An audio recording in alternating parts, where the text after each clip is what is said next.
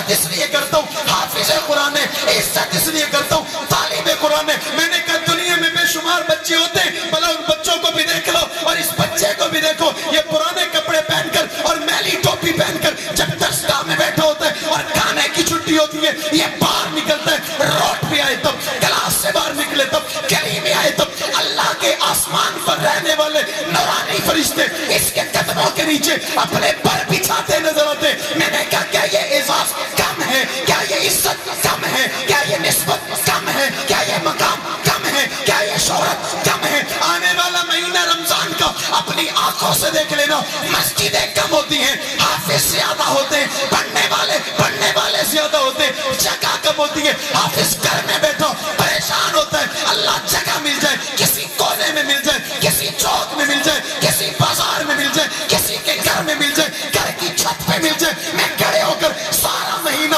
اللہ کا قرآن پڑھوں, قرآن کی تلاوت کروں. اور کچھ خوش نصیب ایسے لوگ بھی ہوتے ہیں, وہ کہتے ہیں حافظ صاحب مجھے وقت دو, مجھے ٹائم دو, ہمارے گھر آ جاؤ, ایک گھر کا کمرہ تمہارے لیے خاص کر دیں گے, پورا مہینہ نماز تراویح میں اللہ کا قرآن پڑھنا. میں نے کہا اس وقت بھی تو اپنے گھر میں قرآن پڑھنے کے لیے بچوں کو بلاتے ہو, جب نیا گھر بناتے ہو, نیا مکان بناتے ہو, نئی دکان بناتے ہو, نیا کاروبار شروع کرتے ہو, کہتے ہو قاری صاحب بچوں کو بھیجو, قرآن پڑھوانا چاہتا ہوں, بچوں کو بھیجو, قرآن خوانی کروانا چاہتا ہوں, بچوں کو بھیجو, اپنی بلڈنگ میں قرآن کی فتحوں کو جاری کرنا چاہتا ہوں, بچوں کو بھیجو, ان سے قرآن کی تلاوت کروانا چاہتا ہوں. میں نے کہا بتاؤ کیوں کرواتے ہو؟ وہ کہتے ہو مولوی صاحب قرآن اتنی عظمت والی کتاب ہے, شان والی کتاب ہے, مقام والی کتاب ہے, ایک لفظ پہ 10 نیکیاں ملتی ہیں, 10 درجات بلند ہوتے, 10 گناہ معاف ہوتے. میں نے کہا پھر اس بچے کی عزت کا کیا عالم ہوگا, اور جس نے 30 سپارے اپنے سینے میں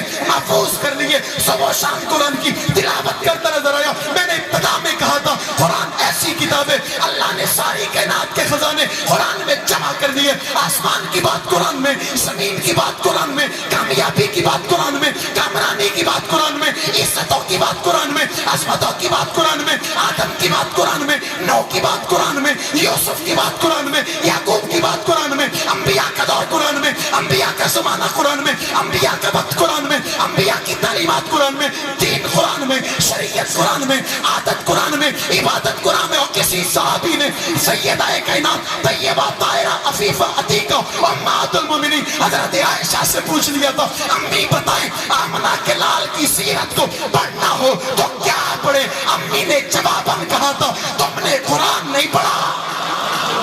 نعرہ